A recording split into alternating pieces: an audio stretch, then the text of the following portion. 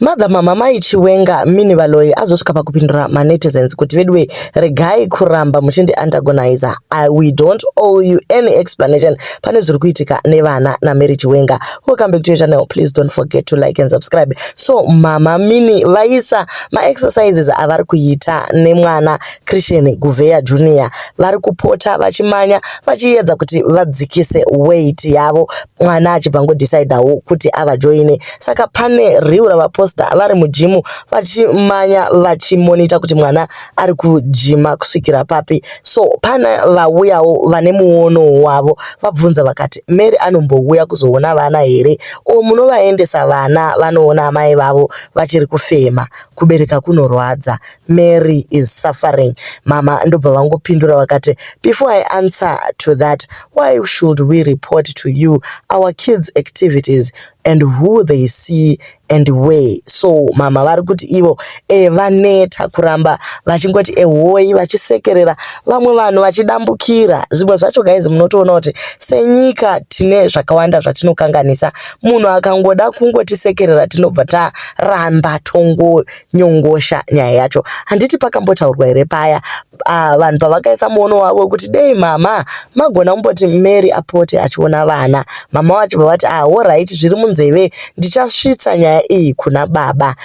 Obviously vane zvavakanotaura kumba kwavo kana kuti Mary ari kunoona vana kana kuti vana vari kunoona Mary. Izvozvozvo hatichisina basa nazvo, asi vari kutaura vakataura one vakati vachasvitsa kuna dhedhi. Zvimwe zvacho isusu senyika tinobva taramba tongopusha ko kana zvichiitika kubackground ndozvavataura vakati hapana need yekuti tiuye tichikuudzai kuti taapapi neprogress yezvatakataurirana. Some people don't know how to mind their bitterness.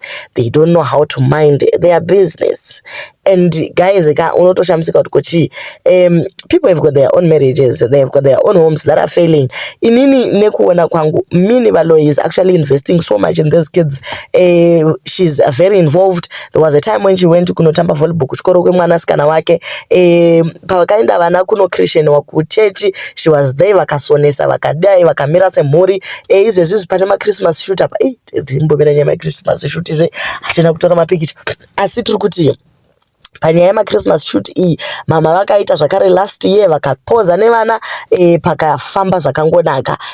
She is always involved, and now you can see kuti Junior Guveya uyu wanga uchizvidlira zvaanodamba mababa vake wakazvisimbira, ende unotoona kuti akasatodzorewa mwana uyu anogona kutopinda kana mudiabetes yekutozvibaya majekiseni chaiwo. Saka kana mama vakaedzawo kuti vave vachiexercise nemuvana vari involved vachidini kungoisa vana vaya paspotlight, vanhu vobva vada kupinda nemoyo. Why musingaendisi vana kuna Mary Chiwenga? What if this is a strategy of making sure kuti Mary sees her children? Alright, let's say that varamba kuti mai vaone vana vavo. Mary, by putting them out there on social media, at least mommy gets to see just the picture of your child. It makes you happy as a parent kuti mwana wangu ari kudya zvakanaka. Hoyo Christian Guveya wakazvisimbira uri kudina mai vake. And it is something to be proud of. She's actually doing her best. Sema stepmother, pamwe pacho taidovigwa kuti ava vafaniri kuonekwa ava pavanhu.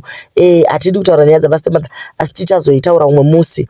Tiri kuti isusu she is doing her best, not only to mother these children only, but to mother even Zimbabwe. Ndevapi first lady kana second lady vakambobuda vakataura nevanhu sezvinoita Mama Mai Chiwenga. Ava guys dzimonguva ngati mko appreciate zvishoma zvinoitwa one vamwe vana chero zvakanaka zvavanoita. Tisarambe tichitsvaka unongwa kuti why zvazodai so, why zvazodai. Aiwa guys, nyaya yaMary Chiwenga is beyond her.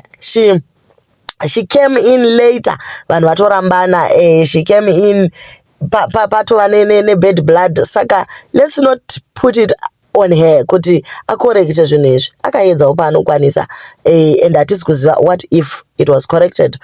Do leave your comments on what you think panyaya Mama Mai Chiwenga.